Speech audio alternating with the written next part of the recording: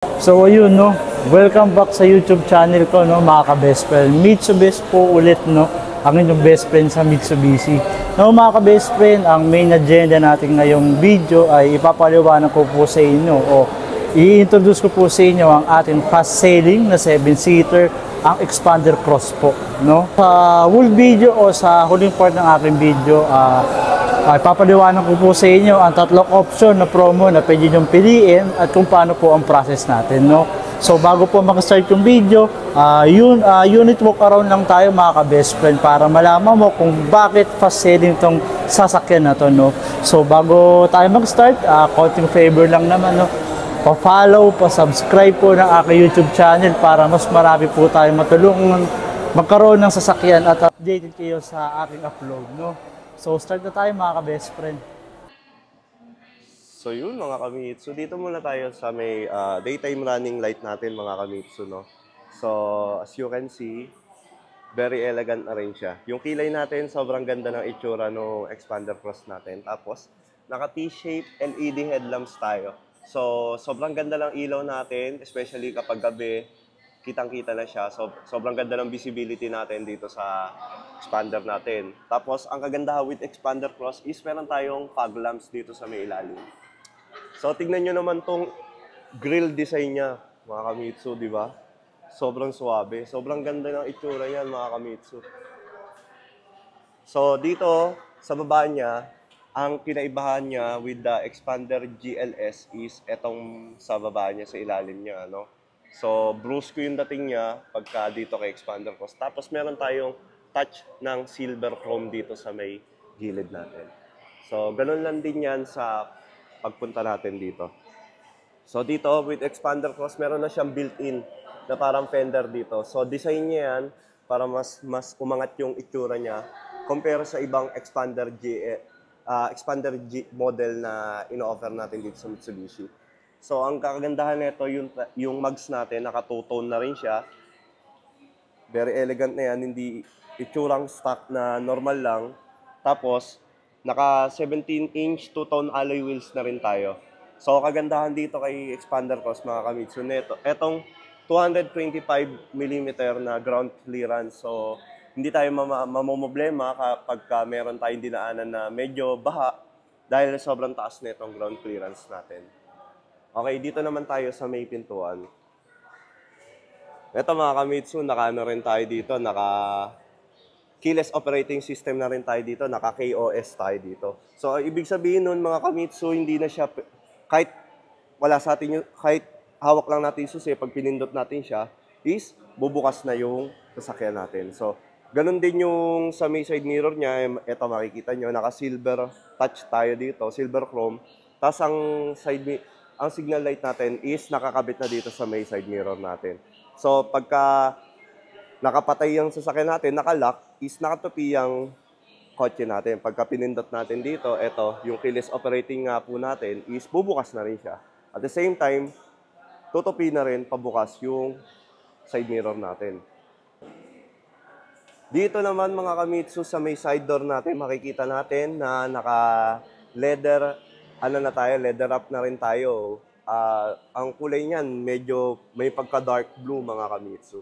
So, dito naman, makikita nyo na ito yung mga adjustment natin sa pintuan. Tapos, pasok tayo dito. Ito mga kamitsu, panalo. Tingnan nyo muna yung itsura nung loob natin. Sana kita siya sa video na yung umangat yung kulay niya. Itong pagka dark blue na itong natin, yung dashboard natin. Medyo dark blue yung kulay nung dashboard natin, leather yan. Tapos, etong bagong innovation dito sa may infotainment natin dahil naka 9-inch tayo. So, yung dati, 8.1. So, nilakihan nila yung infotainment system na itong Xpander. Lalo dito kay Xpander Cross. Makikita nyo yung design, sobrang ganda. Tapos itong 3-spoke urethane leather natin, mga kamitsu, leather wrap na yan. So kahit wala nang cover yan, naka-leather wrap na yan. Tapos ang kagandahan, meron tayong cruise control. Ito mga kamitsu. Focus natin yan. Itong cruise control mga kamitsu, sa mga hindi pa po nakakaalam, ngayon pa lang po nakapanood, ang cruise control po ginagamit po siya sa mga expressway po. Kapag ka po tumatakbo tayo ng minimum po 60, pagka gusto nyo pong i-activate yan, pindutin nyo lang po yan. Then, kapag okay na po kayo sa speed, ibaba nyo lang to set the speed. So, kahit nakabitaw po kayo sa may gas natin, aandar pa rin po yung kotse natin with our desired speed. So, kung gusto po natin na mga 60 kilometers, 80, pwede po. So, pagka ayaw nyo na po, simply cancel lang po. Yan po yung tulong na itong cruise control. So, ito naman yung mga pang-control sa multimedia natin. Tapos sa sounds. Tapos ito mga kamitsu, sobrang gandang function nito. Ito. Alam niyo po kung ano yan? Ayan tawag po dyan, Mitsubishi Active Stability Control. So, sa pag mga basa po, mga paliko, it helps the vehicle po na hindi po tayo mag-oversteer. So, kinikip niya po yung wheels natin na talagang dikit-dikit po siya para hindi po masyadong. So, ang function niya po, tinutulungan niya po yung vehicle natin na hindi po mag-skid, no? So, it has something to do po dito po sa may steering natin para po hindi po mag-skid at hindi po tayo mapahamak. For emergency purposes po to. Ito pong Mitsubishi Active Stability Control. So, ito naman yung pang-control ng side mirror natin, no? So, kung gusto po natin na medyo ikaliwa, ikanan, taas konti, ito po yung pang-control dito sa may side mirror natin. So, dito naman tayo sa may aircon natin. Makikita nyo mga kamitsu, sobrang ganda. Sobrang ganda nito. Elegant yung design, tapos ang lamig ng aircon natin dahil meron tayong max cool function dito, mga kamitsu. So, makikita nyo dito sa expander cross, iba na yung pang-adjust niya ng aircon and also sa may fan natin. So, dito mga kamitsu, meron din tayong lalagyanan ng mga RFID card o mga IDs. So, meron din tayong saksakan dito na 12 volts. Ayan po, makikita nyo po, na USB. 9 volts pala. Ito po pala yung 12 volts natin. Ito po. Tapos dito mga kamitsu, meron tayong overdrive function. Ito po, ito pong button na to. Ito pong bilog, pagka pinindot nyo po, pagka gusto nyo pong overtake or gusto nyo po na mauna, medyo kukonsumo nga lang po siya ng gas, pero ito po yung dagdag power po kapag gusto nyo overtake sa mga sasakyan. So makikita nyo naman, sobrang dali lang din gamitin nito dahil meron tayong electronic parking brake. Electronic parking brake po, ito po yung conventional handbrake po natin. Pero ginawa na po siyang electronic. So pagka unlike po before na pagka mag-handbrake po tayo, itataas po natin, di ba? Itataas po natin. Ito po, kiklik lang natin. So kapag ka magbababa na tayo or aalisin na natin yung handbrake, simply press down lang po. So etong auto hold function naman mga kamitsu, ginagamit po to sa mga traffic situations na pagka nakahinto po tayo ng mga 3 seconds, pag huminto po, hihinto po yung sasakyan natin kahit di po tayo umapak sa brake. So pagka aandar na po, simply po, press nyo po yung gas pedal. So dito meron tayong 2 cup holders dito. Tapos eto mga kamitsu, meron tayong dito, malaking box dito na pwede pong lagyan ng mga tubig. So sa glove box compartment, makikita nyo, sobrang luwag din yan mga kamitsu. Sakto isang dangkal ko. Tapos dito sa expander cross, sa ilalim, meron tayong shoe tray po para pwede po tayo maglagay ng mga gamit dito. So dito naman mga kamitsu, ito yung mga pang anti-silaw natin, tapos meron na rin tayong salamin dito. Ito yung sa ilaw naman natin. Okay, dito tayo sa may second row para makita natin mga kamitsu.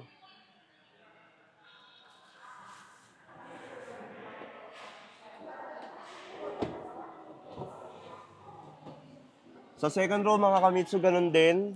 Kagandahan, meron tayong saksakan ng meron tayong masasaksakan ng mga Type-C and USB cable po natin. So, sinasabi po nila, mainit po ba dito sa may second row? Hindi po. Makikita nyo po dito sa video na meron po tayong separate po fan dito. Tapos meron po tayong adjacent dyan. So, dito yan, second row and third row. So, dito po ang daan pag pupunta po tayo sa third row. Yan. Easy flip and tumble po. Daan po tayo. Mapupunta na po tayo dito.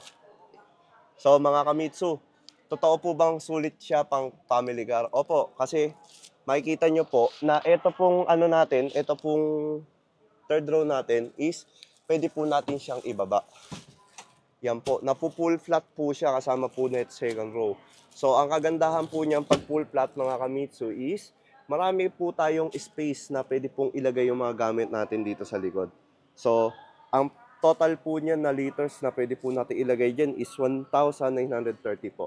Ang kagandahan po dito po sa pinakalikod, yun po, yung ito pong hinahatak na yun, is natataas po yan. Tapos may mga shoe compartment po yan. So, it divides 3 division po para po dito.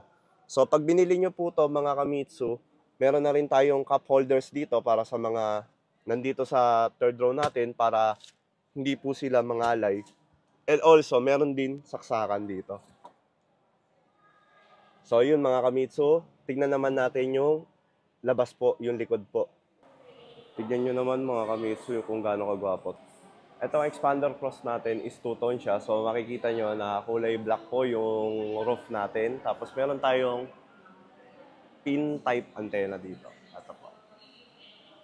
Tapos itong spoiler natin, meron na rin siyang ilaw. Once na nag-brake po tayo, iilaw na rin po dito for additional safety. So dito naman sa may rear natin, naka rear LED headlamps na rin po tayo. LED na rin po ito mga Kamitsu. Tapos tingnan nyo po yung design. Diba? Kung mahilig po kayo sa mga aesthetic look, talaga po na magugustuhan nyo tong expander cross natin. Dahil sa unique design niya and also yung performance niya po. So dito po sa may likod, meron po tayong reflector po dito.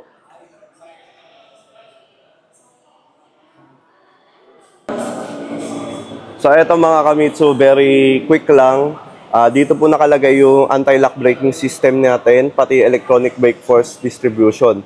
So naka-anti-lock braking system na po tayo. Kahit po basa, makokontrol po natin yung brake po ng sasakyan natin dahil mayroon tayo anti-lock braking system. And also, ang pinakamakina natin is 1.5 po ito. 4 and 16 Euro for gasoline. So hindi po siya mausok, napakatipid po nito. So, ito po yung pinakaloob ng makina ng expander cross natin. Sobrang linis po niyan. So, sa fuel consumption naman po, ang mga average po, on the average po, tumatakbo po siya sa mga long drive po ng 19.36 kilometers per liter. Kapag mga long ride po yun. Pero pag mga city driving po, gaya po dito sa Manila, maglalaro po yung sasakyan natin for about 14 to 15 kilometers per liter. So, sobrang solid niya na po. 7-seater po yan, pero ganun po yung fuel consumption. So, sobrang, baka ito na po yung hinahanap nyo na sasakyan na para sa inyo po, no? So, sa 7-seater category po. Yan po. So, susunod na video natin, itatalakayan natin yung previous natin promo and discounts natin para ma-avail nyo na po tong Expander Cross 2025 model natin. Mga ka-best friend, maraming salamat dahil pinanood mo ang aking video. So nakita mo o nalaman mo na ang reason bakit naging fast selling car po itong Expander Cross po natin. Kasi as you can see, makikita mo na sobrang guwapo at sobrang elegant, no?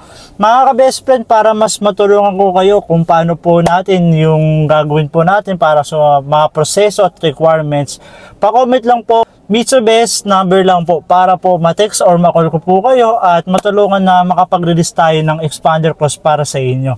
No, sa colors naman po, pagdating sa Expander Cross, meron tayong dalawang variant. Meron po tayong monotone and two-tone.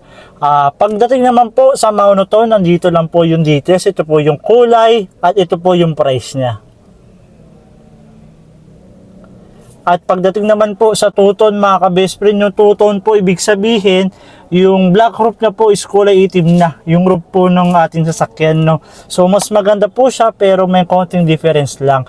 Ito po yung color button kapag two-tone, at ito po yung SRP niya. Mag-proceed naman po tayo, mga ka-best friend, sa pinakamagandang part kung saan yung mga promo po natin kapag nag-avail po kayo sa akin, no? So, tara, start na po tayo sa mga promo po.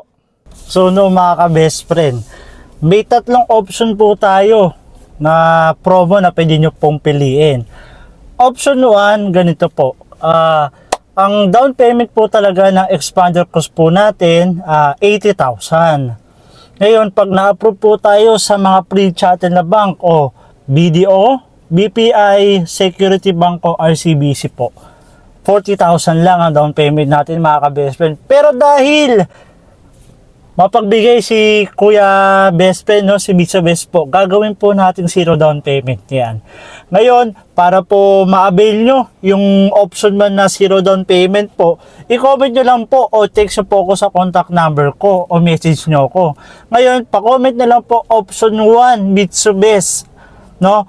Pa-comment po ko Mitsu Best, option 1, katabi po ng contact number nyo para po matulungan ko kayo or makontak po kayo, no, mga ka-best friend. 40,000 po na down payment, gagawin nating zero down payment para sa inyo po, no. Option 2 naman po, mga ka-best friend, no, dahil may promo po tayo kay Expander Cross, naka free 1 month po tayo dahil bare months na po at mapagbigay talaga si Mitsu Best, no, mga ka-best friend. Gagawin po nating free 2 months or pay after 90 days. Ililibre ko po sa inyo yung free 1 month para po kahit na mag-down po kayo ay after 2 months pa po kayo magbibigay po ng monthly amortization. Ang kailangan lang po natin, pa-comment lang po ako, Mitsu Best option 2, katabi po ng contact number nyo. Ulitin ko po, Mitsu Best option 2, contact number, o kaya i-message nyo po ako dito sa contact number na nakalagay, 0910-1185-647, no.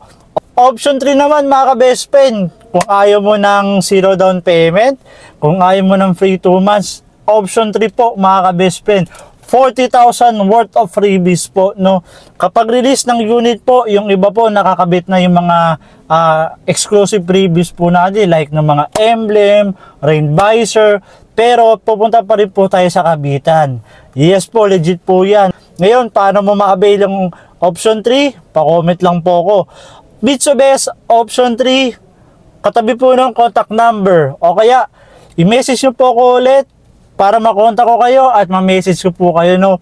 Ulitin ko po, pa-comment po ako. Mitsu Best option 3, contact number nyo po para mas mabilis ang transaction natin at makontak ko po kayo agad, no. So ano pang hinihintay natin, mga ka-best friend? Message muna ako at para matulungan po kita. O kaya kung malapit lang po kayo sa aming branch located po sa Manila, Jose Abad Santos Mitsubishi po, no, pwede nyo po akong puntahan at hanapin nyo lang po ako. Ang pangalan ko dito ay Limuel or Mitsu Best, no. Maraming salamat, mga ka-Mitsu Best. Tutulungan ko po kayo kahit OFW, seaman, employed or business po, no. Magtutulungan po tayo, lalo na magbe-bare months po, malapit na po ang luwasan at magagamit yung sasakyan, no. Bago po magtapos po yung video ko, mga ka-best friend, please do po subscribe and follow po ng aking YouTube channel para updated kayo sa mga promo at mga latest freebies, latest promo po sa ating Mitsubishi cars, no. Maraming salamat, mga ka-best friend, no. Kita-kita po tayo sa release day.